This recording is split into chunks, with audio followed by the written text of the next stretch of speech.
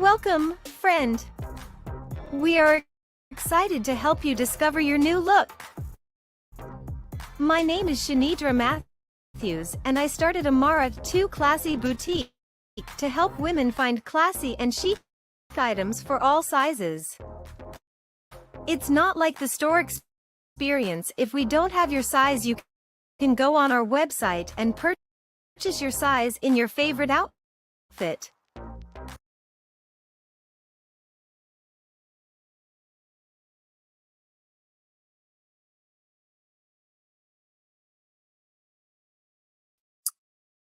Hello, everyone. This is your girl, Shanidra, with Let's Dig Deep. Yes, indeedy, if you can hear me clearly. Now, today's topic is don't let them get you off track. Now, before I run it back, to let you know that they can't get you off track, I'm going to play this video. Here you go. When I look at people, I always ask the question. I say, man, tell me what Nike stands for. They said, oh, Inc., that's easy, just do it. I said, tell me what Adidas stands for. Oh, Inc., that's easy, man. Impossible is nothing. I said, now tell me what you stand for. When people look at you, do they think excuses? When people look at you, do they think victory? When people look at you, do they think that's a person that's going to give me everything they got? Not on some days, but on every day. And it's not going to be predicated upon if I feel like it, because I think we all know if we only worked on the days when we felt like it, none of us would get much accomplished. I'm talking about the real level of commitment. Not the commitment that falls in line if everything goes right. I'm speaking of the commitment that says, I am going to stay true to what I said I would do long after the mood that I've set in his life. See, most people, ladies and gentlemen, are stoppable. Most people, all you have to do is tell them no.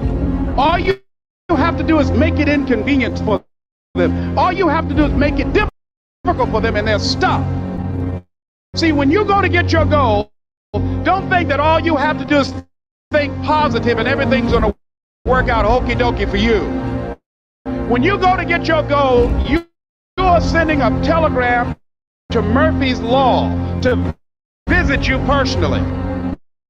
You thought you was just going to have a dream and a goal, and you were just going to wake up and just walk into the sunset. You're like, dream, boom.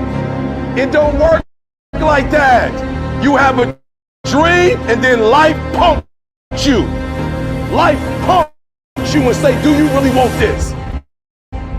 You're going to lose friends. Do you really want this? Do you really want this? Cousins going to abandon you. People that you used to be like this with don't think you bougie, don't want to deal with you. It's a part of it, but I paid too much. If I was going to quit, I would have quit in the abandoned building when I wanted to commit suicide and take my life. I should have quit when I heard my voice say, your mama don't want you, your daddy don't want you, take your life. I got through that, so why I'm going to quit over F on a grade? Come on. And so I'm telling y'all, you have come too far to quit now. You have invested too much to quit now. You have lost too much to quit now. Don't cry about it. Don't whine about it. Get a reward for your pain. And so by being committed to everything that I started, I finished it. It built a certain type of spirit. It built a certain type of mentality. It built a certain type of individual. And so now I couldn't quit even if I wanted to. I couldn't stop even if I wanted to. I had too much equity in my life and everything that I was doing. You're too close to quit. another lap. You gotta take another lap, cause you never know. This might be the one. You can't stop because you're tired. You can't stop because you got your feelings hurt. You gotta take another lap. Keep walking, keep walking, keep walking. You're gonna make it. You're gonna do it. You got an unstoppable fire. Come on, take another lap. Don't you stop. Don't stop walking.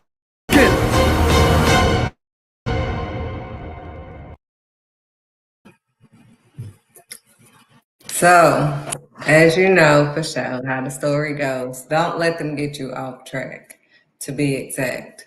God has a plan for you to do what he has you to do, and it's not going to look like what you think it's supposed to look like. And it's not going to be easy. When God parted the Red Sea, honey, baby, it wasn't easy. I mean, Moses came back to him, and God was like, why are you crying? What are you coming to me for? I told you I was going to harden Pharaoh's heart. I told you all this stuff because I want them to see my glory for this story. See, God is going to get the glory for your story. So it may seem difficult. It may seem like a delay after delay after delay. Like, why do I have to wait? Why is there another delay? You know, when we're in traffic, like I was yesterday, I'm like, here go another delay. But God was like, if you focus on me and not on the delay, I will get you to where you're going. I'm going to get you there. God said, I'm going to do it. I'm going to prove it because I'm going to do it. So you can't do it. You can't get through this delay. But if you follow me, I can get you through this delay. Honey, baby.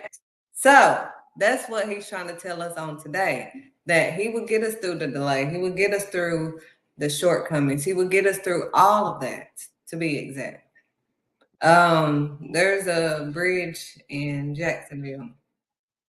I have my daddy cracking up every time I'm on it because I told him it's like, you know, I'm going through the Red Sea because it's like water on this side and water on that side, and I'm like, what in the world? I mean, I'm laser focused. I'm not looking to my right or to my left. I'm just like focused, like, let me get off of here. I don't care, you know, I'm getting in the middle lane. I don't even want to be in the lane on the right or the left. I just want to be in the middle. So anything happens, I'm straight, you know, I'm just focused on what's in front of me, not what's behind me, on the side of me. And I am laser focused. I'm holding on to the wheel, like to the will of God, like this. Just like my steering wheel, I'm holding on to the will of God, like I got to stay focused. I got to look at you because, you know, there's water on both sides of me, and honey, baby. So, you know, with that water, I mean, in the bridge, like they have multiple bridges, as we know, but the bridge is so low, like you're basically driving on water. Even when you're driving, it's like you're bouncing, like the whole time, like you're on the waves too. Like, I don't know how to tell you, but like it's low. The bridge is low. It is really low and it's really on the water. And there's really water on both sides, and there's not like these big things that, you know, is going to help on the sides, like, you know, that they have on bridges. It's none of that. It's just, you know, you on the straight and narrow road. Straight and narrow road. Do you hear me? This is the way to go, on the straight and narrow road. So God had me on this straight and narrow road. I had to get on that bridge to get to my destination. And I was just like, oh my goodness. Oh my goodness. I'm just focused. Like nothing can distract me. I am focused on getting off of this bridge. I'm focused. Like, I don't care. I do not care. People cutting and doing all this weird stuff. I'm like, honey, y'all got that. I'll slow down, do whatever I got. Y'all got that. I'm not moving. I'm just straightforward looking, like I'm focused.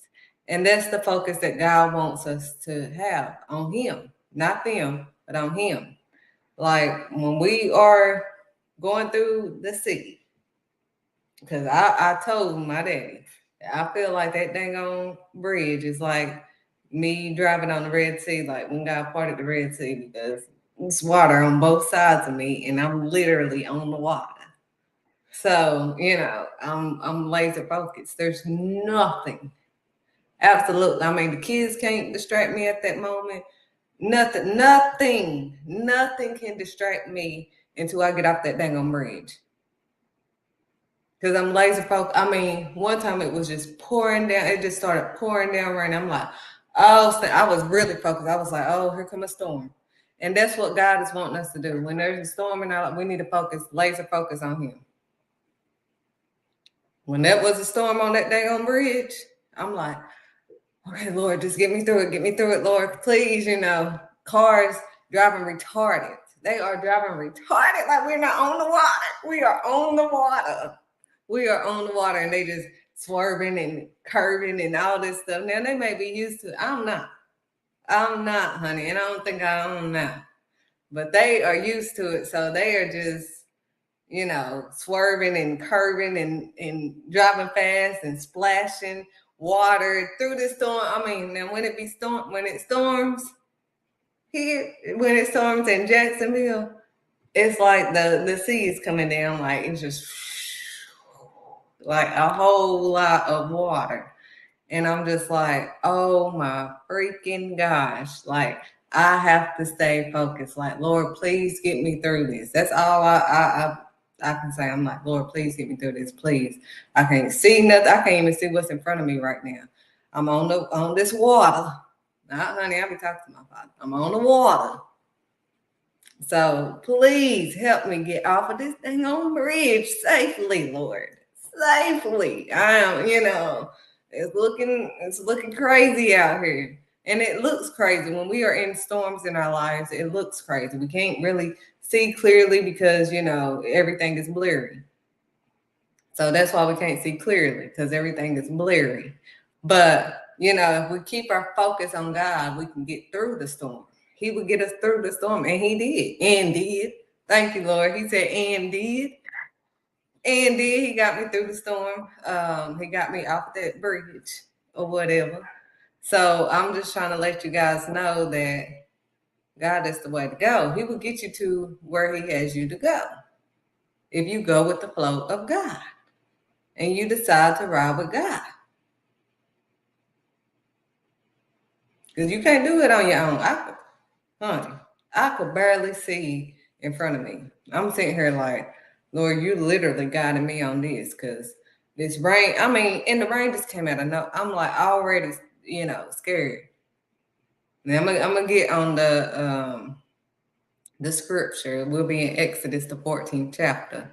So you can get to it right now too, when he parted the Red Sea, honey. But I'm trying to let you see how it is on today. Because y'all always say that it ain't like today, that was back in the days and all that. But I'm letting you know today, if you go to Jacksonville today, there's a bridge. I'm going to ask my daddy, what is the name of that bridge? I don't even know what the name of the bridge is, because I'll just be so, laser focused. I don't even know nothing.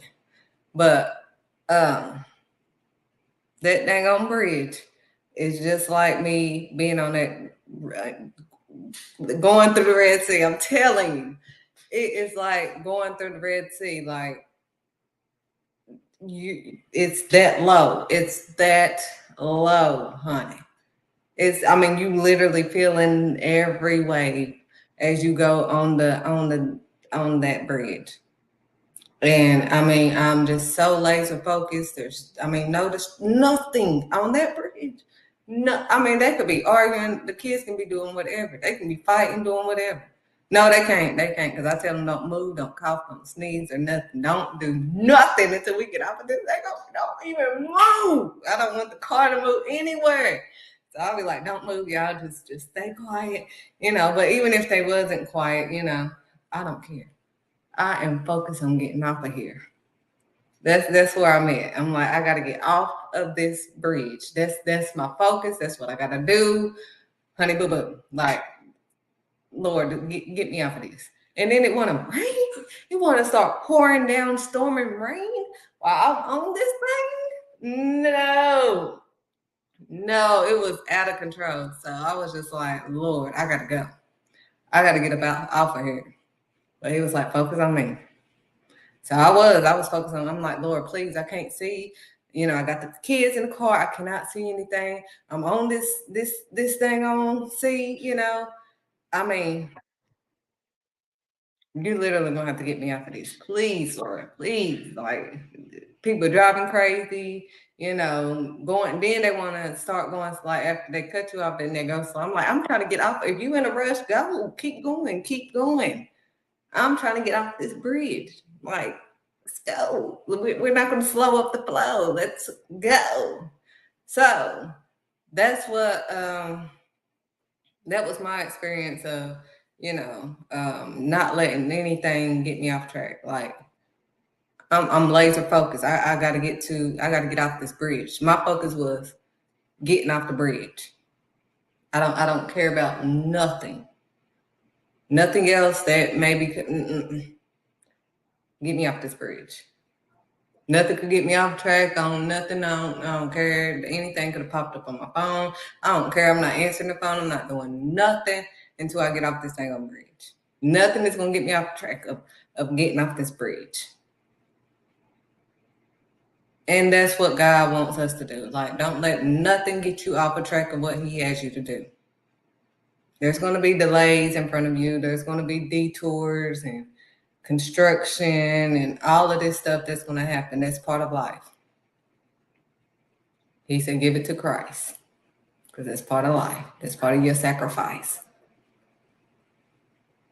But if you trust and follow him and not them, and you go by faith beyond sight, because faith is beyond sight. It's not based off of what you see.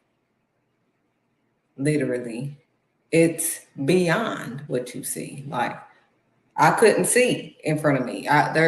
When it stormed in Jacksonville, it's like, I'm telling you, like the ocean just tilted over your head, like it's just a whole bucket just coming down all at once, and you just like, what in the world is happening? And then it happened while I was on that bridge. While I was on the bridge. You talk about something, and I couldn't even see in front of me. So what do you do when you can't even see what's in front of you? When everything was blurry. I mean, my wipers are going as fast as they possibly can, but I'm just like, oh my gosh, I cannot see in front of me. What in the world? I'm like, Lord, please get me off of this, please. That's all I could call on, because I'm like, at this point, this is out of my control. And when it's out of your control, you got to let go and go with the flow of God. Like, that's how you're going to have to ride. There's nothing you can do in your control. So when there's nothing you can do in your control, you have to let go and let God. Literally, because you can't, there's nothing at this point that you can do to help you. You can't even help you. What you gonna do when you can't help you? I'm trying to give you the clue. What you gonna do when you can't help you? When you can't get you out of this?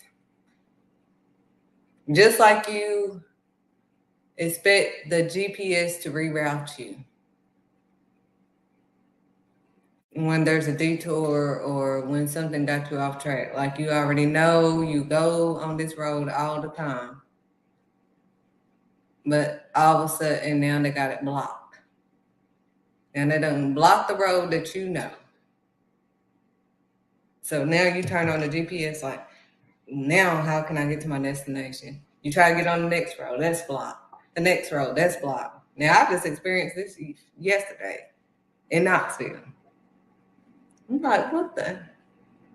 All these dang on block roads, what is happening? All I need to do is get, to my destination, but they blocking this road, blocking that road. I'm like, what kind of weird stuff is this delaying me? So I'm like, let me put on my GPS and let it reroute me, because the detours is taking me off track. And I'm like, I don't know which way to go on this road because it's all these different curvy roads. And you know, when you get to some neighborhoods, they look small, but you get lost in the sauce and you just like, I ain't trying to pay this cost. So I'm about to call on the boss. So when I call on the boss, you know, because I'm lost, he helps me through. You know, he helps me get through it. And I was telling somebody yesterday, I was like, it's crazy because when I had to go on the detour, I thought I could find my way, and I was so focused on my GPS. I was like, dang, and my GPS was just slowly, you know, trying to figure out. And I'm like, oh my gosh. So I'm just focused looking at my phone. I'm not even paying attention to which way I'm going. I don't even know if I stopped at stop signs or I don't know. But as soon as I looked up, I'm like, dang, this thing is taking forever. I was at my destination. I was like, thank you, Lord. Like, thank you. I didn't even need the GPS. He is my GPS. He got me there. I wasn't even paying attention. I wasn't even really paying attention. And that's not good. I'm not encouraging none of that. Because I should have been paying attention. But God always have his angels camped around me. So I'm thankful for that. We're going to read that also in Exodus, the 14th chapter. So I'm still trying to give y'all time to go to Exodus. It's like the second book, but you know, right there in the front after Genesis, the second book. Exodus, the 14th chapter. Because he will send his angels, and he's with me. So now we're not supposed to. I want to say the right thing, but I'm probably going to paraphrase it because I'm not going to put words in my father's mouth. But I'm going to give you an example.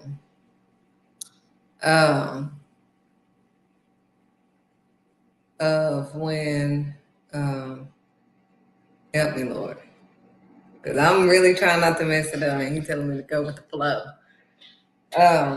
But like when we are trying to get to our destination, okay, he said, get back on track.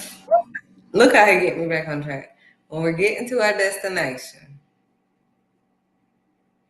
and we get off track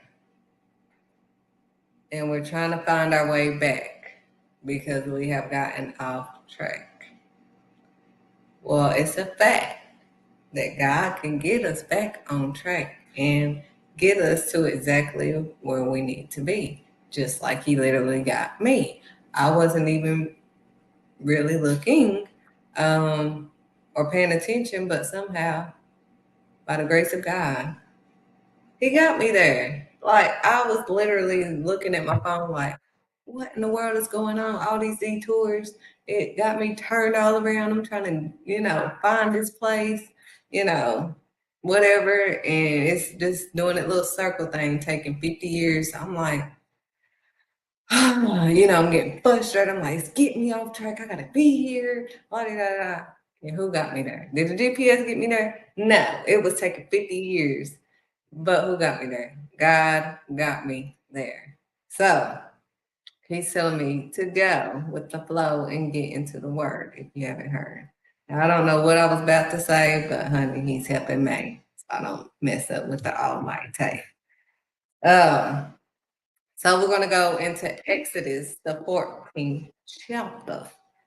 Now, I'm going to really focus on the 13th verse, but I just want to get to the 13th verse because just because I know about this word doesn't mean that everybody knows.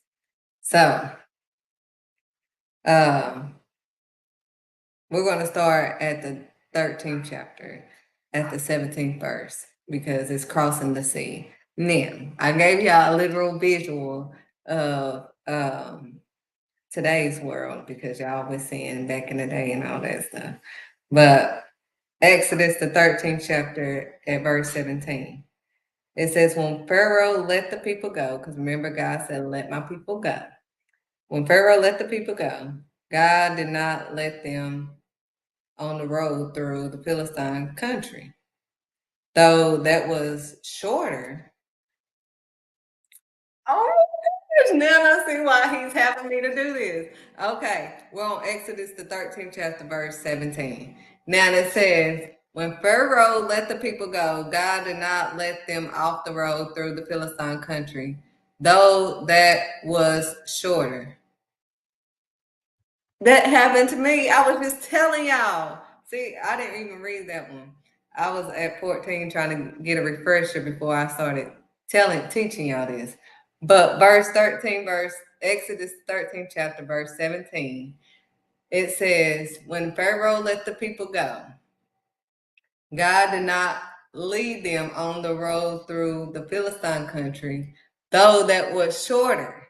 See, I was trying to go on the shorter route, the route that would get me there quickly, but God didn't allow me to go on a quicker route.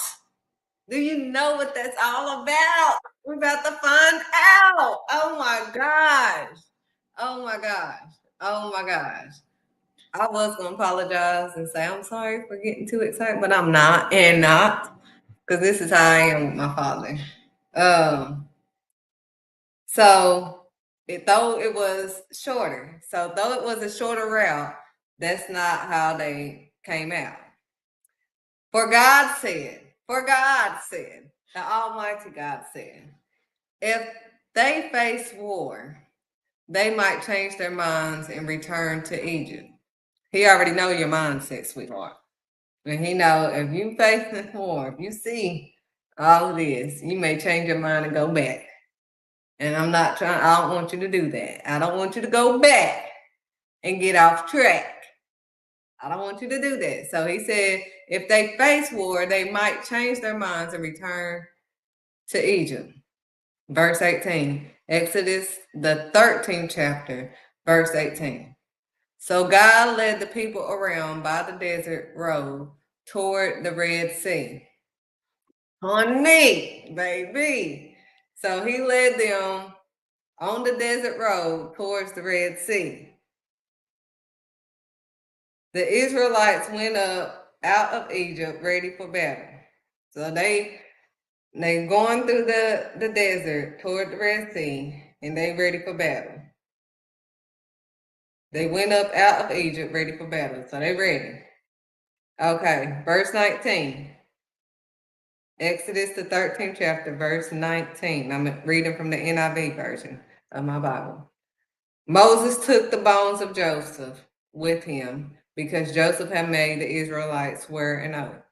So God had him to take the bones of Joseph with him because Joseph had made the Israelites swear an oath. He has said, God will surely come to your aid. So this is to show that God's promises is going to come true. And then you must carry my bones up with you from this place. So that was part of how they was going to get out the place by the bone. Okay. Verse 20, Exodus, the 13th chapter, verse 20. It says, after leaving Succoth, they camped at Etham on the edge of the desert. By verse 21, by day, the Lord went ahead of them in a pillar. So the Lord always goes ahead of you, like he did with me, and he got me to where I needed to be. Honey, baby. Okay. I'm sorry. A pillar. Okay.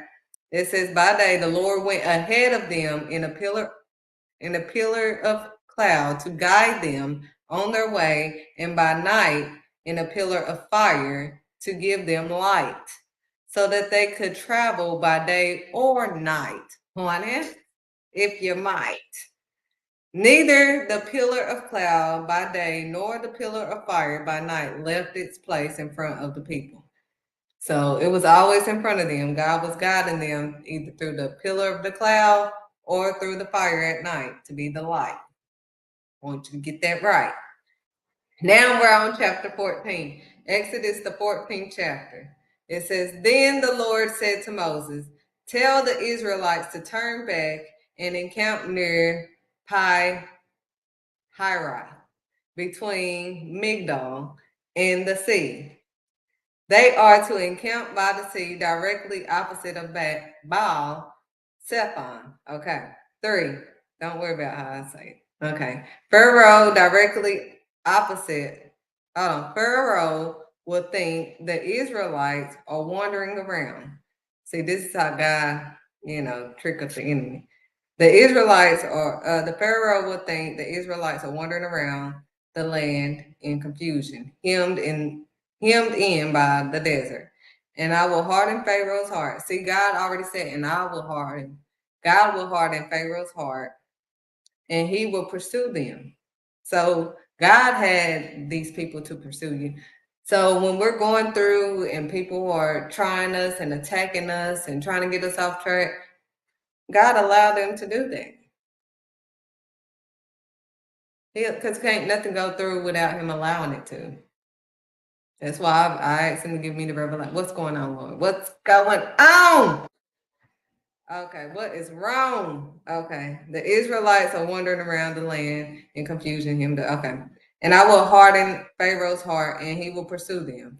But God.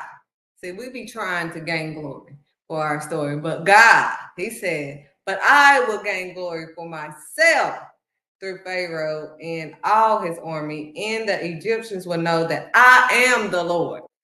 I am that I am. That's what he said. God said. So the Israelites did this. When the king of Egypt was told that the people had fled, Pharaoh and his officials changed their minds about them and said, "What have we done? We have let the Israelites go and have lost their services." Verse 6, Exodus, the 14th chapter, verse 6, NIV. So he had the chariot made ready and took his army with him. That's exactly what God said was going to happen. He said that he was going to have them come after them. And that's what they're doing. They're getting their chariots and they're coming over there after them.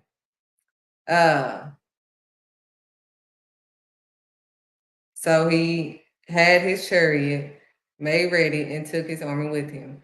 Verse 7, Exodus, the 14th chapter, verse 7. He took 600 of his best chariots along with all the other chariots of Egypt. So he took his best of the best. I mean, you can do whatever. They can give the best of the best. They can do the best of the best. They can have the best of the best. But God will finish the rest, honey. It don't matter, honey. They can act funny, honey. Okay.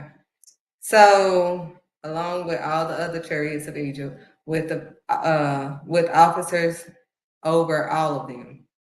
Verse 8. Exodus, the 14th chapter, verse 8. The Lord hardened the heart of Pharaoh, king of Egypt. Did he not just say that? We just read that. He's going to harden Pharaoh's heart. They're going to come after them. God already said that, so he can get the glory for the story. Boom.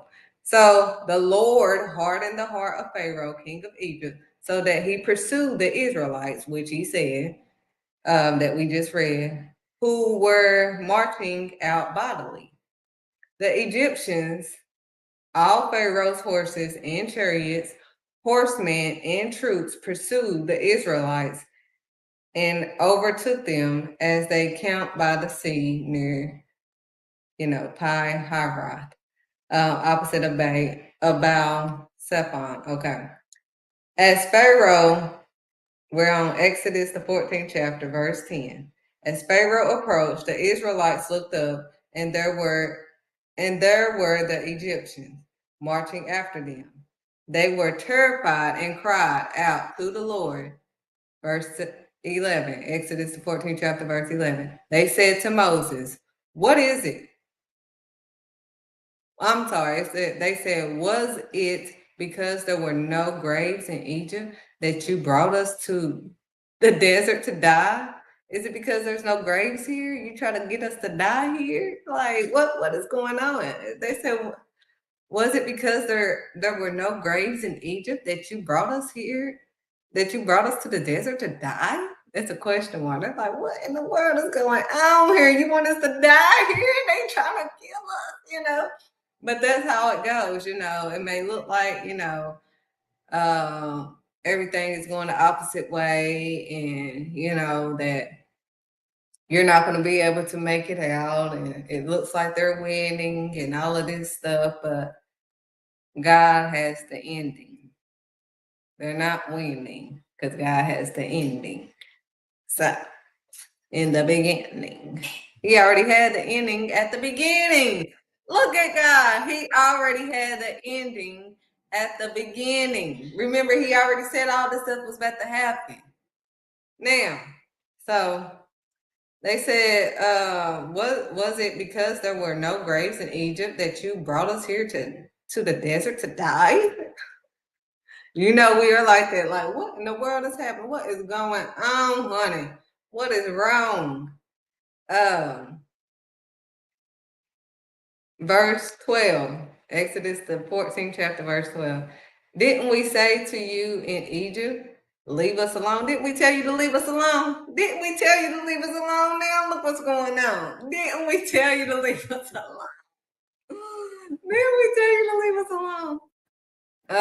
Let us serve the Egyptians. Like, let us work our jobs. Let us just leave us alone. Because I mean, doing this entrepreneurship stuff, that I don't know what's going on. It seems like everything's going wrong when you try to do things on your own and you try to be the boss. But being the boss comes with the cost. You know, you're gonna have to take some losses to be the boss. Because He's not gonna have you to be a boss over little things.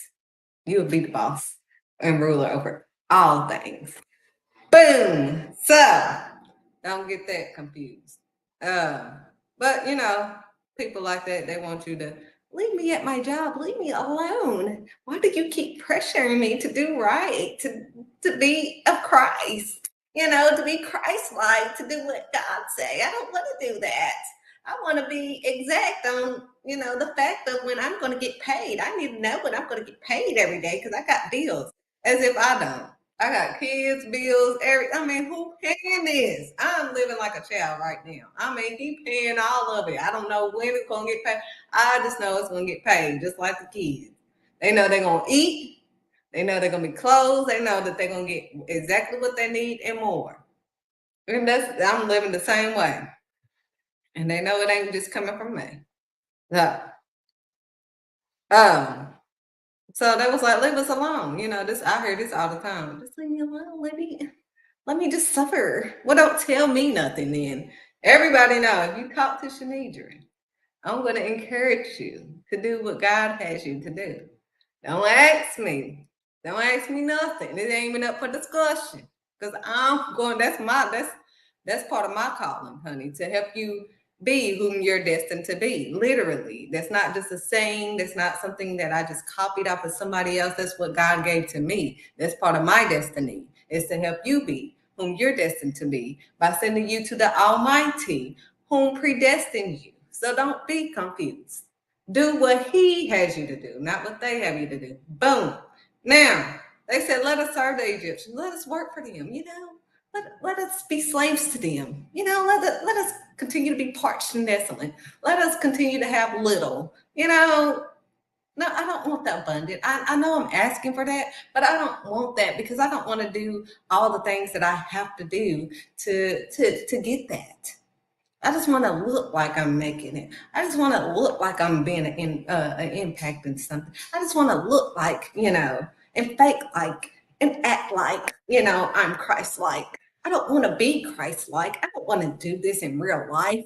That's what you're saying. In actuality, when you say no, and you don't go with the flow of God, and you decide that you're going to hide and deny God because you don't want to try God, you're living in a lie. Don't put His name in anything that you do. That's what you chose to do. Well, I don't know, and then I try to help you, and you don't want no help. I do. No, you want me to tell you what you want me to tell you. That's not what I'm up here for, honey. I'm here to restore, honey. I don't want you to continue to be poor. People that wanted to see you poor and not restored are the ones that want to continue to be better than you. Honey, I try to push people, go beyond Shanidra, honey. You can, especially people that don't have kids. I'm like, you really can't. You know, kids that I got to carry on everywhere I go. But if you ain't even got that, honey, you ain't got no excuse. Honey, if I ain't got no excuse, you definitely ain't got no excuse. You ain't got no excuse. No excuse. I have bills, real bills, probably more than your bills. And I think that's why God have me with these big bills that He paid for, that I don't pay for. It ain't the businesses, because God, He put me in rooms that that I don't even qualify for by them. But I'm qualified for by Him. So, as you know for sure how the story is gonna go, don't get off track, honey. That's why I tell people it's gonna look funny, honey. And you're gonna tell me, why did you bring me out? I told you to leave me alone. I could have just kept my job. I could have just kept my job. Why you get me all the way out here? You want me to die out here? No. Dang. But you want glory for your story. You want to look like, fake like, act like something that you're not like. You're not happy like. You're not living your best life like. Nothing like. You don't get to enjoy nothing that you're working for. Anything that God, my Father, adds to you, add of no sorrow. So, and you said you don't want to be controlled, but this is what you say. Just like the Egyptians said. We told you to leave us alone. No, don't complain to me. Don't complain to me, honey, because I'm going to tell you. You're going to be looking funny, honey. I'm not the one to tell you what you want to hear. I'm not trying to tickle your ear. I'm not going to tell you what you want to hear. So you can be of good cheer and stay near. Now, when you're doing the works of God, my Father God, because we're not gods, there's nothing that's going to bring you healing. You can do all the crystals, you can do all the sage, and you can continue to disobey and bring in the enemies, all these demons in there. That's what you're doing. You bring in demons, but you got to keep doing it. All I got to do is do this, pray to the Almighty, let him know. He already know, but I'm just letting him know that I see it now. So he's already in front of me handling all of that. All of it, not some of it, not part of it, not a little bit of it. He's handling all of it. So God is in control. I don't need any crystals. You don't never see me with any crystals. You never see me with all this fake stuff. That is who we are, adults here. And I'm gonna keep saying this because I'm trying to show myself approved to my Father. So I got to say what is right in my Father. We have to stop as adults because we know better. We can't expect the kids to know better and do better, and we don't. Lead by example. So get it in control real quick. Quit playing and mixing. That's not of God. What kind of nonsense? That's like my daughter saying, or she didn't say this crazy stuff because she's not even delusional. But that's like her saying that this candle is going to bring her peace. That's retarded. Idiotic. What is this gonna do? When it breaks on you, then what? Then you're gonna say, oh, it's bringing me peace. Oh, yeah, that's retarded. We're not gonna put our hope in material things. Like, that's retarded. Like, a tree is gonna help me. Like, what? Now, a tree does give you oxygen that the Lord has made. But to say that if I wear something or if I have something around me, it's going to bring me peace.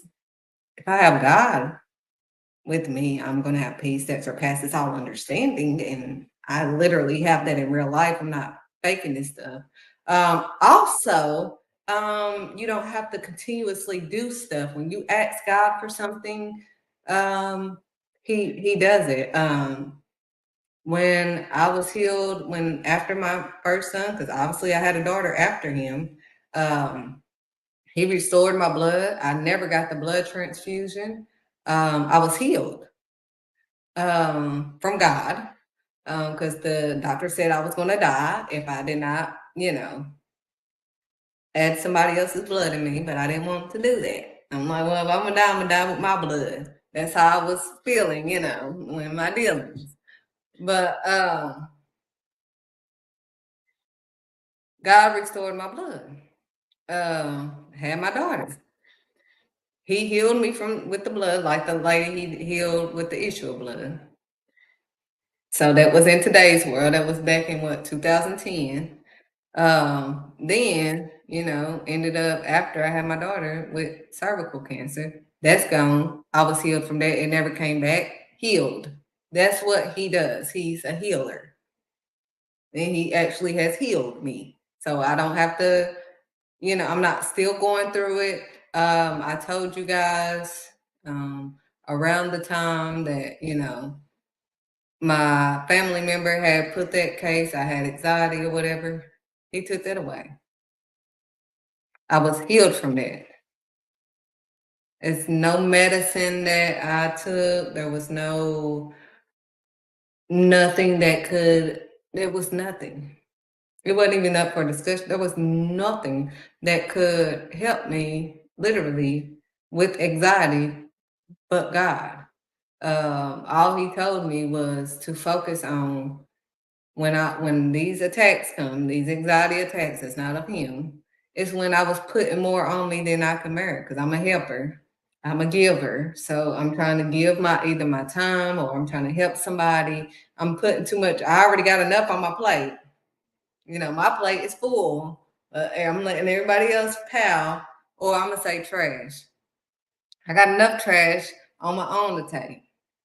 I got enough of my own to take. But here I am taking everybody else's trash.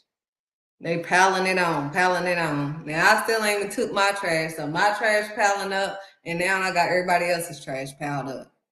So then I'm looking around with all this trash around me, and now I'm having anxiety because I'm like, oh my God, I'm overwhelmed. It's too much that I'm trying to handle on my own. But God said you need to know that you belong, and you can't do this on your own. So I gave it to the throne of God, the Almighty God, the I am that I am. I got to say all this stuff because y'all so delusional and y'all want to confuse everything. So the Almighty God, the only God, we're not saying this fake facade stuff. You're going to have to let go and try God. We're going to have to deny this sage stuff. We're going to have to stop this crystal stuff. We are adults here. Don't be a grown-up, somebody that just grew up and just at a 2-year-old stage.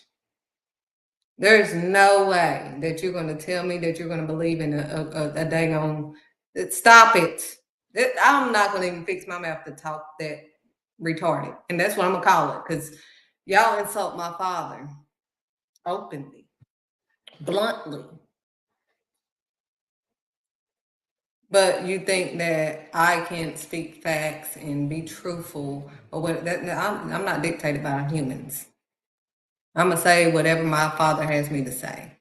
And I'm not going to disobey. I'm not going to be like y'all. Because I've been there, done that. And continue to try to obey God. Every day, I'm trying to fix me. Literally. There's something that I have to fix every single day that I know is not okay with the Almighty. So if it's not okay with the Almighty, I got to fix it today. While he gave me breath, I'm trying to do what I have to do. I don't want to be confused. I'm going to praise him. I'm not going to disobey him. I'm not going to say that. I'm not going to try to disobey him. And I'm not going to hide him or deny him in front of everybody else to look fake like something that I'm not like. I am a woman of God. I'm a child of God, and I'm not going to hide God. That's who I believe in. That's who I will continue to believe in, and that's who I'm going to talk about. So, and I'm going to say what is right in his eyes, not in their eyes. He said, woe to those who say good is evil and evil is good. Everything is not misunderstood. He broke everything down. It can be found in his word. The word was God, the word is God, and then the word became flesh. I'm trying to bless y'all. This is not stuff that, oh, well, you were just taught that. I wasn't taught nothing in church. It wasn't until I started going to my apostles when he really broke everything down and told me the truth and showed me the truth. Facts. It was straight, cut, narrow, boom. Facts. This is what God said, and I'm standing on it. Period. That's what you need to do. Now, did I like it at first? I mean, no. Because I was like, oh, trying to control. But then when I got into the word for myself, because it was like, read the whole word, read it for yourself. And when I read it for myself, I was like, oh, I ain't have to listen to nobody else. Because God told me himself. And it wasn't even just that. It's just my life. My whole life. Like, I'm not teaching or doing this fake stuff in front of y'all that I'm not living. I'm living this in real life. Like this faith life with 2 kids, homeschooled, in business too, and doing everything he had me to do, going back and forth with 2 kids and feeding them, don't get no assistance. But he is with me. And I know I get my strength from him, because definitely don't get it from them. They drown and complain about everything like these Egyptians. Now that I done broke that down, we're going to be found back, to be exact, in Exodus the 14th chapter, verse 12. He said, didn't we say to you in Egypt, leave us alone? They said, didn't we tell you to leave us alone? But you keep complaining. But you want me to leave you alone. You want to say that, oh, I want to get out of here when you ask the Lord to get me out of here and all this stuff and whatever. Then the Lord is trying to get you out of it. Then you're going to say, didn't we tell you to leave us alone? What's going on? But anyways, leave us alone, let us serve the Egyptians. It would have been better for us to serve the Egyptians than to die in the desert. Now, I told you, when you are going on this journey with God, we're about to get to the good part, to the part that I was going to talk about. But when you are on this journey with God,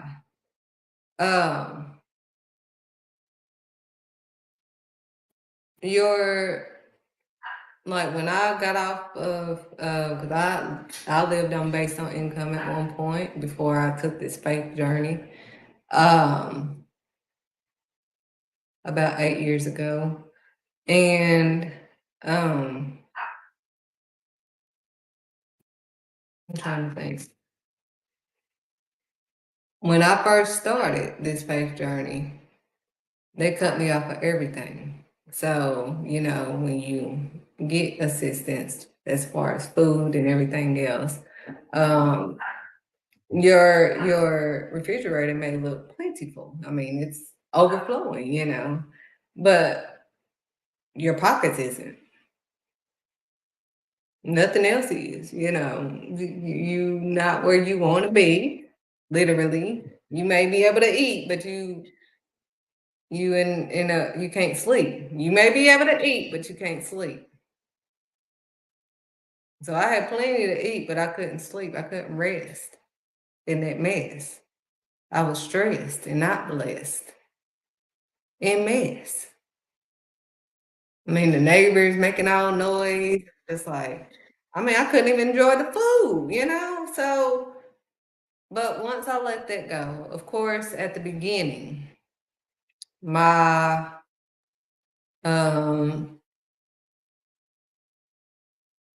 refrigerator may have looked like a desert or whatever for a minute. but we was able to eat. We ate. We had everything that we need. It didn't look like a desert. We had food. It just wasn't overflowing like it was, but my pockets was overflowing. Like we had food, like the refrigerator was full, but it wasn't overfilled like it used to be. But we were happy. Like we had enough food and peace. Peace. Like there's nothing like peace, but you have to pay more. You have to pay the cost to have that peace. And you can take the free ride. Oh, I'm comfortable, I'm straight, because the way this economy happening and all that stuff, I ain't got time to be losing and all that. hmm Who helped you during COVID?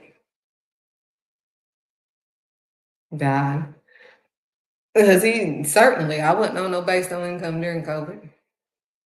So who helped me and my kids? I'm just using COVID because everybody went through COVID. So I know y'all can't see what happened to me, but that's part of my life. That's why when COVID hit, I was just like happy to be in a place. It was just like I just really recognized my blessing. Like, wow, I'm in a place that is quiet, that I can rest in, and I'm not stressed in. I knew God was going to provide, He's been providing all these other years. So I wasn't afraid or scared. I was chilling. I didn't have to be around people or nothing. I was chilling and actually living. I was used to being at home with my kids. So being with my kids all the time wasn't nothing new for me. So, I'm telling y'all all of this is because y'all say stuff like this. Y'all like, well, what was their problem? Why are they saying all this? But we all say this stuff when stuff looks crazy. And we're like, what the heck? So I'm taking this leap of faith, and honey, nobody in my family understood. It was like, you need to think about the kids as if I'm not. Like, this ain't something I just came up with out the blue. Honey, somebody had to tell me and give me the clue to do what I gotta do, But now they get it 8 years later. But at first, when I told people God is telling me, to start my business, and not work and all this stuff. And that was like, and I know, lean into your own understanding, that sound crazy. If I lean to my own understanding, because I talked to God, that was when I was really hearing God, and I was just trying to make sure, Lord. And it was like, yes, this is what I want you to do. I'm like, I got these kids, And he was like, and I'm in control, so don't act delusional. But 8 years later, like this faith journey, like I've been doing this without a job for 7 of the 8 years. With the kids didn't disappear. I have them there even more. When people are like, how are you doing that? How are you homeschooling? Well, they're older now. They're easier than it was when I first started. When I first started, I had a 2-year-old and a 5-year-old. 2-year-old and a 5-year-old. And that was way harder than now. And I had to get out there, take pictures. I had my foot over her stroller, and I had my son hanging onto my shirt. And as I took pictures outside, I push her stroller, have everything attached to her stroller, and continue to take pictures. Everybody else worked, had to do what they had to do. But I had to make my money too. So it wasn't hard, but I had to put in the works. Now, at first it hurt because I was like, wow, I thought I would have more help. I thought people would be, rooting for me, but it was the opposite. People looked at me strange. That was, really paying attention and looking and crooking and all that stuff. But at the end of the day, what God had to say came on today, literally. This is my life with the kids. This is my life. I do this. Y'all see this. Y'all don't come to me about what I tell you, because I don't tell y'all nothing. I don't come to people and tell them what I do. People come to me and say that I see you doing this. I see you doing that. You see my works. I put in the works. I don't just have faith. I put in the works. Even when it hurt, even when I don't feel good or whatever, he give me the strength. I put in the works. So now that we got that off the road, they said it would have been better for us to serve the Egyptians. So it'll be better for y'all to be on assistance. It'll be better for y'all. Now y'all be on assistance. Now I've been there, done that, remember? So I'm not one of those that act like I've never and all of that stuff. Been there, done that. And I can tell for a fact that I was not happy. What is it to have all this food and that food spoiled? Like when my refrigerator is just full of stuff that we're going to eat, I was getting junk stuff because just retarded stuff. But now that I have been found, I get stuff that's going to nourish our bodies. That's going to bring nourishment. We're not eating just chicken nuggets and pizzas and all that stuff. We're eating real food that I got to cook food, healthy food. So it's just, I was not happy. I was stressed, not blessed, and a mess. I couldn't even enjoy my food at my own table. Like, you hear somebody over my head or behind me, or it was not. So you rather have that than the peace that surpasses all understanding, because you don't want to go through nothing. You don't want to put in the works. Oh, I'm tired. Oh, this and oh, that. I get woke up at 2 a.m. just to tell y'all stuff. And I'm not tired. I guess Shanita don't get tired. She's never, no, I'm human too. I don't be wanting to do stuff too. I'm not going to act like I'm just, like these people. I just love popping up just 2 a.m. No, I try to go ahead and figure out what God got me to do so I can go back to sleep. Period. Okay, Lord, I heard you. I go back to sleep. If he don't let me, then I'm just gonna stay up. But most of the time he allow me to go back to sleep, and I get to just rest in that. But I be tired too. I'm tired all the time.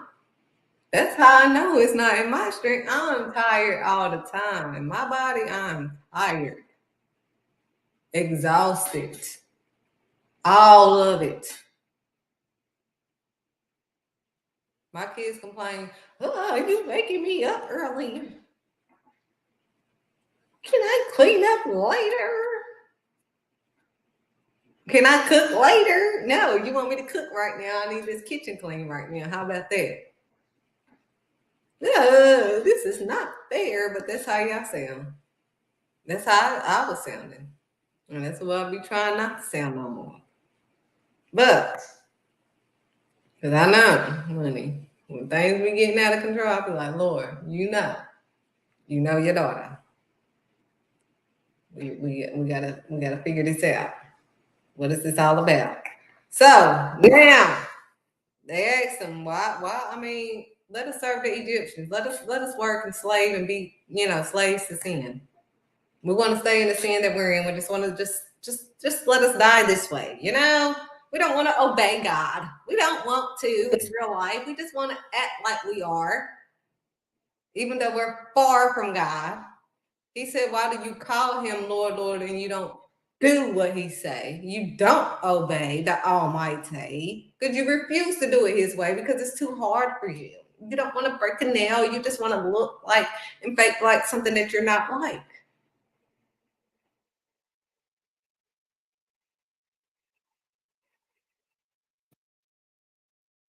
That's not of Christ. It's not a look.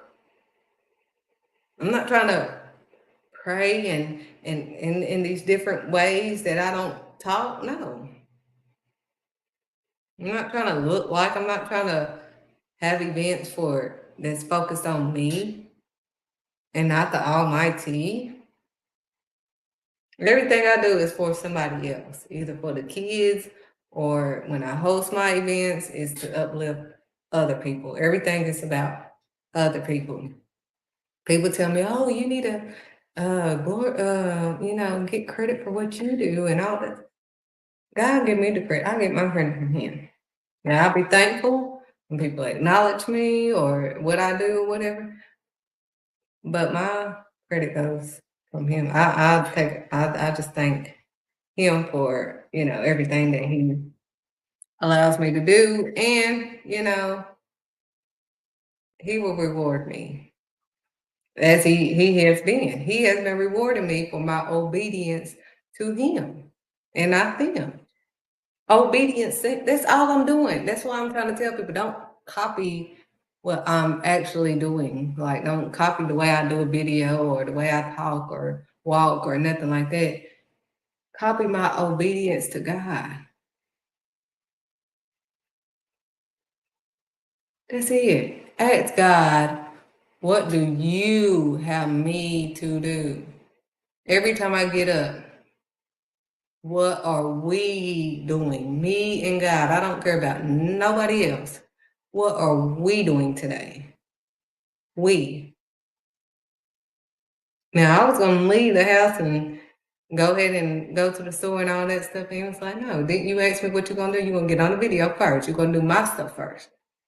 My stuff first. I already got all that other stuff handled. You're going to do my stuff first. So, this is the life. This is in Christ. This is talking to Him, acknowledging Him in all of your way, and actually doing it. Because He ain't going to tell you what you want to hear. He never tell me what I want to hear. He never. I mean, sometimes, sporadically, most of the time, I'm just like my kids when I tell them what to do. They be like, Mama, what do you want me to do? I be like, go in there and, clean the garage. I'm like, you asked me what I wanted you to do. I don't want to clean the garage. And then he start whining and all this stuff. But we are the same way. Like, I look at my kids every day and I'm just like, okay, Lord, I see myself, I'm sorry, do I be complaining like that or, because I know that's why He got them acting up. I mean, allowing them to act up. And, I catch them acting, especially my daughter, that mouth and then them looks. She give me my own look. She be getting wanting to get the hook, but with that look. But I'm thankful still, that He's real and lets me feel how I make Him feel, because when they don't do what I ask them to do, or they ask me, what do you want me to do? What do you want me to clean up? And I tell them, then they got an attitude. It was like, that's what you do. That's what my people do. I'm like, Lord, what did you want me to do today? I want you to. And I'm like, well, I didn't think you was going to have me to do that. But, like the videos. I'm a photographer. I like being behind the camera, not in front. But when He told me to be in front, I had to recognize. That's when I realized who I was talking to. Because I thought I was saying, no, I don't do this. No, I don't do that. Just like to myself or, what I'm not going to do. But when I confused the two and I got delusional and God said, you're going to start doing videos, I was just like, oh, no, I don't do videos. And He was like, who gave you that mouth? I was like, oh, hold up. Wait a minute. I'm talking to God. Oh, yes. I will get on the video. I will roll and do what you have me to do. I'm not going to be confused. I hear you. I hear you. I heard you. Like, you gave me the mouth, Lord. You gave me the mouth, and I will tell them what you have me to tell them. I won't tell them. So now we're going to go to Exodus, the 14th chapter, verse 13. And Moses answered them because they were asking God. They were asking Moses, like, why don't you just let us serve the Egyptians? Leave us alone. Let us die that way, you know. We want to just be slaves all day, and we want to work and do nothing and not have a purpose. And, you know, even though I ask you, you know, how do I find my gift? How do I find my purpose? And then, but you're not telling me what I want to hear. You're telling me I got to quit my job that's providing for me, but your job is not providing for you. I ain't got the clue. The job ain't providing for you. The job will remove you quickly. They don't need you. They will leave you. Bye. Then who you calling on? God. Oh God, I lost my job now. I ain't gonna be able to pay this. And he's like, See, people will let you down all the time, but not God, honey. He will never leave you nor forsake you. He has yet and never will leave me nor forsake me. So they wanted to be left in the desert, serving the Egyptians and complaining. People want to stay at jobs and complain. Well, it's paying my bills. But you not happy. Okay, look. But you having anxiety, you having all these other things, and you complain about everything and how you stress, you don't get the time with your kids, you don't get time with this, you don't get to do this, you don't. I know, because that's what I called on God for. I'm like, Lord, I'm working, I'm going to school. You know what? Why am I not happy? I don't get to see my kids. I'm seeing my kids at nighttime, putting them in the bed. I feed them and put them in the bed. That was all the time I had that day. Woo! And I'm like, Lord, that night that my son held me and didn't want to let me go, I cried to God. And I was like, Lord, look, what am I doing wrong? Because I'm not feeling good. Like, this is not a good feeling. You know, I feel like I'm not a good mother, even though I'm doing everything that I think is right. And that is what a mother's supposed to do, is provide and all this stuff.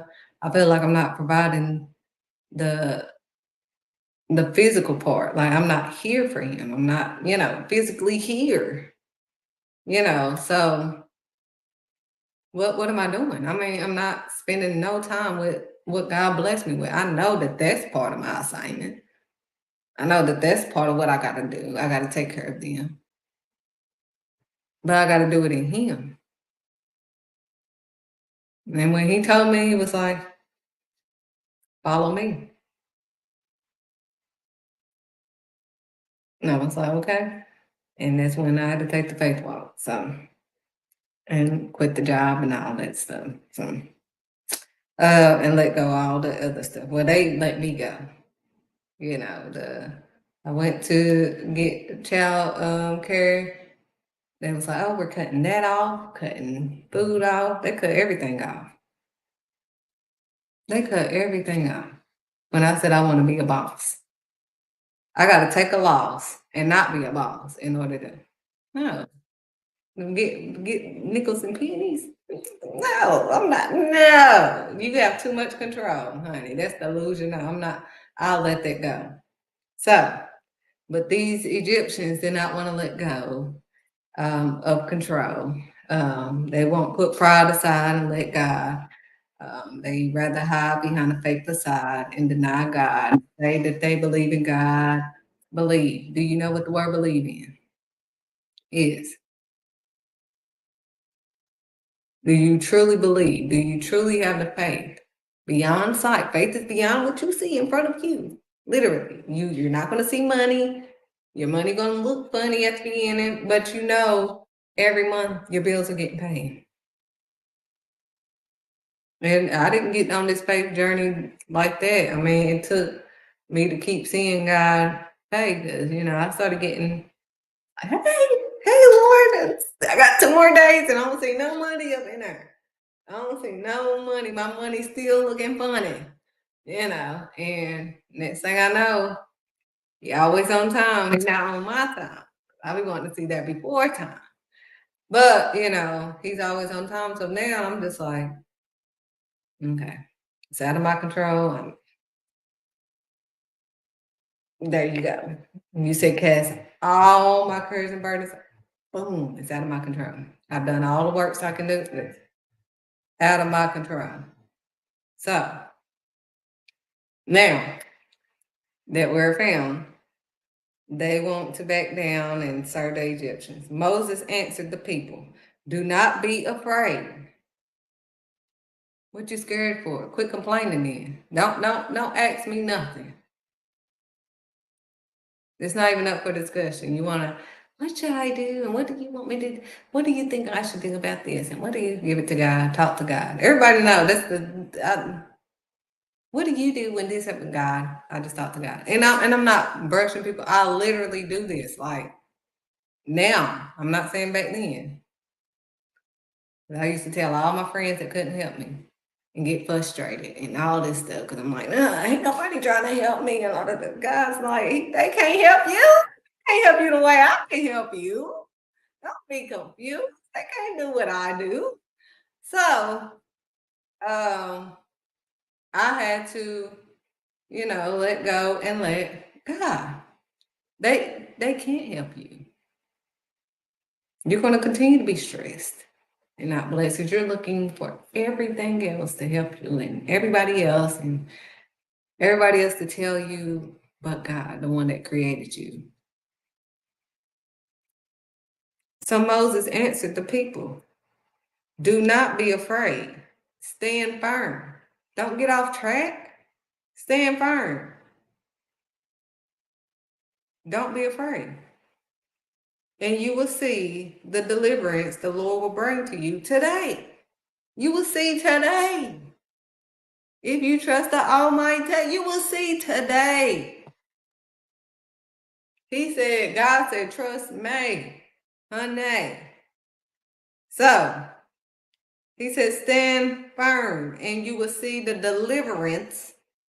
Deliverance, I don't know why y'all think that deliverance is just this glorious thing. When I was being delivered from stuff, I mean, it was like God was pulling stuff that I held in that for so long. And I'm just like, oh, that hurt. And I had to deal with the pain. I was just like, oh my gosh, you know, and I had to cry it out.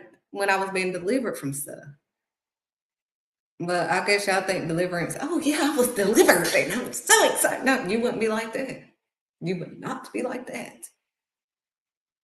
You would not be, you'd be excited after you deal with it. But he was delivering me a lot during COVID and when I was by myself and it was just like, oh, I had to cry it out. I had to actually, you know, be in tune with what was going on with me, literally, physically, mentally, emotionally. I had to really get to the root of stuff. He was really digging deep and pulling stuff out. I was just like, oh, wow, I thought I let that go. Oh, dang, that's deliverance. When I was being delivered from stuff that I thought I said with my words, oh, honey, I don't care. I let that go. And Did I? No. Did I want to let it go? Yeah. Did I think I let it go? Yeah. And he told me the root of that. Because of childhood, I would tell myself I was okay before I was okay. Because I would try to stop crying because I couldn't cry. Shut it up. So stop crying. I'm okay. That's all I would tell myself. Hide in the closet. Tell myself I'm okay. I'm okay. I'm okay. It's okay. Nothing's wrong with you. I'm okay. That's what I used to tell myself. So it became a habit. That's how I handled things. I'm okay. Don't cry, Shanita. You can't cry. You're okay. So I just kept everything that hit me. It don't matter. I'm okay. I'm okay. I'm okay. You know, so I never dealt with it. I'm good. I'm good. That's where I'm good came from. That's where I'm fine. Nope, that didn't hurt me. I'm strong. Nothing's wrong. But it did. Because I mean, when it happened, My heart was crushed, but you know, outwardly, I gotta stop this feeling. I gotta stop it. That's how I used to think. And God had to show me the root of it. He had to bring me back. This is how you've been handling things. And it's been wrong. And you've been putting on. You really haven't been dealing or healing with your feelings. So when I had to actually deal with it, I was just like, I thought I let that go. I thought, oh my gosh, like stuff we just say, like, oh honey, I let that go. That's like a defense mechanism. Like we're defensive. And I became less defensive of stuff after he delivered me from that.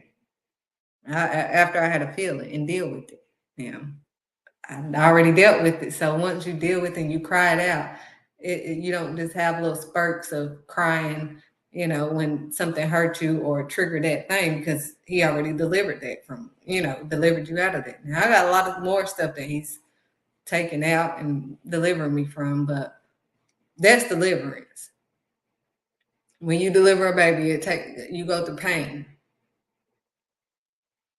There's extreme pain. Dang, Lord, thank you. There's extreme pain that you obtain during the deliverance of your baby. Now, I got 2 of them. 2. Even if you had a C-section, your body still contracts because it's opening. Your body's still gonna do everything that it's supposed to do to have the baby, so the baby could go through. So you still got to go through all that extra stuff. You feeling the pain before, during, and afterwards. So I don't think, oh, I've been delivered, I ain't gonna feel that no more. No, because if somebody do what hurt you before, it's still gonna hurt, but you're just not gonna be triggered by it anymore because you've already dealt with it. But you're still going to be hurt. So don't be like, oh, I shouldn't be hurt over this anymore. I'm fine. I'm good. No. Because you're not going to be in control of your emotions if you don't deal with it. If you don't acknowledge that, oh, this hurts. Now I acknowledge stuff that hurts. This hurts. This don't feel good. Let me take a moment. No, I can't be on the phone right now. Let me call you back. I don't want to talk. I used to talk when I was hurt. No. Let me not talk. Let me do this walk. So he said, don't be afraid. He told the people, don't be afraid. Stand firm and you will see the deliverance the Lord will bring to you. That's why I broke down deliverance, because they were confused about deliverance. The Egyptians was confused. They're like, okay, deliverance. You keep saying we're going to be delivered. Okay, well, when the baby is delivered, we know that the baby is going to be delivered out of us, but the way it gets delivered out of us don't feel good. You know, don't get them. It do not feel good. When they coming out on it, do not feel, there's no parts that make me say, oh, this feels wonderfully great. Not before, not during, and not after. Especially right after, all that extra stuff that come out of us, and we can barely walk, and or cough. We can't even cough. We can't even cough. I mean, you figure out a lot, but deliverance. It says, and you will see the deliverance the Lord will bring to you today. The Egyptians you see today, you will never see again. That's what he said. The Egyptians. I know you see them. They coming to attack you. You see all these people coming in and attacking you.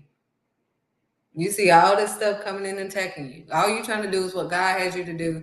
But you see all this thing around you. Like, dang. I feel like, I'm in war every day. What is going on? Spiritual warfare. They don't want you to do what God has you to do. So just know that the world is going to be against you. I don't care. The world is going to be against you. Because you are with who? God. So, but you don't have to worry about it, because there will be no more, honey. When God restored, there will be no more. Your enemies, your frenemies, no more. You won't have to worry about them no more. He'll prepare a table in front of your enemies. Honey, your frenemies. Didn't the video tell y'all? You're going to lose cousins, friends, all of it. Not some of it, not part of it, not a little bit of it, all of it. But you'll have peace. Like nothing can take. I am so firm on this peace. Like nothing, if anything disrupts my peace, gotta go real quick. I don't have you to do. So, it says the Egyptians you see today, the enemies you see today, you will never see again. Verse 14, Exodus the 14th chapter, verse 14. The Lord will fight for you. You need only to be still. You need only to be still and know that he is real. He's fighting your battles. He fight my battle. I don't have to worry about nobody. Oh, now people trying to come against me and all that. He said that was going to come against you. He said that at the beginning. And I'm going to have them come against you. That's fine. I'm going to fight for you so I can get the glory too. So let them come against you. And people come against Shanidra. And so,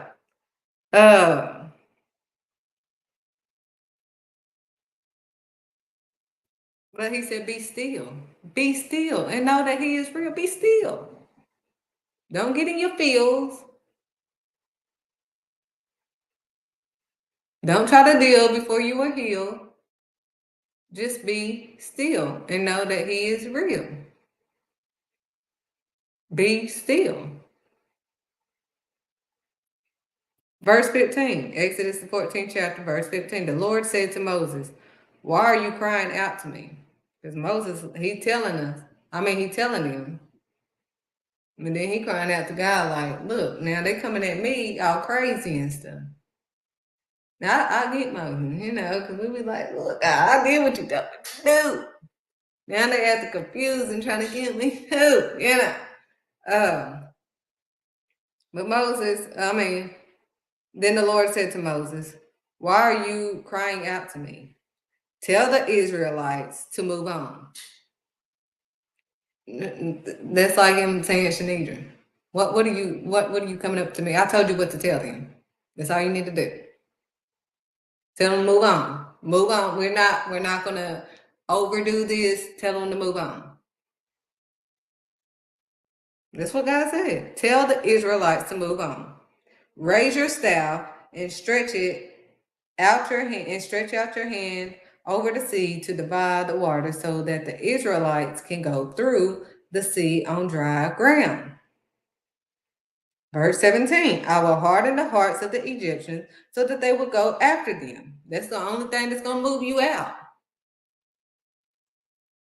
Otherwise, you want to just stay right there. But if you see something coming at you, we know black folks, we hear something, we gone. Before we even know what's going on, we gone. So God already know his people, and he know that that's going to help them to go where he has them to go because they're going to start running and going with the flow. Okay, so the Lord will fight for you. You need to be still. Then the Lord said to Moses, why are you crying out to me? Tell the Israelites to move on, raise your staff, divide the sea there, walk on dry land. I will harden the hearts of the Egyptians. He already said this, but he's reiterating the Egyptians so that they will go after them. And I will gain glory through Pharaoh and all his army, through his chariots and his horsemen. The Egyptians will know that I am the Lord when I gain glory through Pharaoh, his chariots and his horsemen. The angel of God who had been traveling in front of Israel's army withdrew and went behind them. So the enemy is going to be on you. They're going to be right behind you, trying to attack you. Everything you do, everything, they always going to be there to try to attack you. Like I told you, we're supposed to be like eagles. That's in the Bible. Soar like the eagles. Crows, it's like 50 crows on this one eagle, chirping. following the eagle, but the eagle keep going higher and higher and higher. He not worried about the crows. That's what God wants you to do on this road. He said, I will, and he will get the glory. Okay. The Egyptians, okay. And the angel of God, Exodus, the 14th chapter, verse 19, the angel of God, who had been traveling in front of Israel's army, withdrew and went behind them. The pillar of the cloud also moved from in front and stood behind them. So remember, God was guiding them with the pillar of the cloud in front of them. Now the pillar of the cloud is going to be behind them. Okay. Coming between the armies of Egypt and Israel. Throughout the night, the cloud brought darkness to the one side and light to the other side, so neither went near the other all night long. Then Moses stretched out his hand over the sea, and all the night the Lord drove the sea back with a strong east wind and turned it into dry land. The waters were divided, and the Israelites went through the sea on dry ground with a wall of water on their right and on their left. The Egyptians pursued them, and all Pharaoh's horses and chariots and horsemen followed them into the sea. During the last watch of the night, the Lord looked down from the pillar of the fire and cloud at the Egyptian army and threw it into confusion. He jammed the wheels of their chariots, so they had difficulty driving, and the Egyptians said, "Let's get away from the Israelites. The Lord is fighting for them against Egypt." So God, they had to recognize. Your enemies is going to recognize. They're gonna have to stop. They're gonna have to stop their plot, honey, because they're gonna get got. They're gonna have to back away, honey, because the Almighty gonna let them know who's in control if you didn't know. People are like, "Oh, you're not scared to be, out there or whatever." And I'm like, somebody try to come at me, honey, they're gonna get beat up by the Almighty. Literally, they're gonna be getting beat up in the spirit before they can get near it. They're gonna be getting beat up in the spirit. So I don't have to worry about it because God is in control. So do not let them get you off track. Continue to do what God has you to do. Don't be confused when everything starts piling up on you.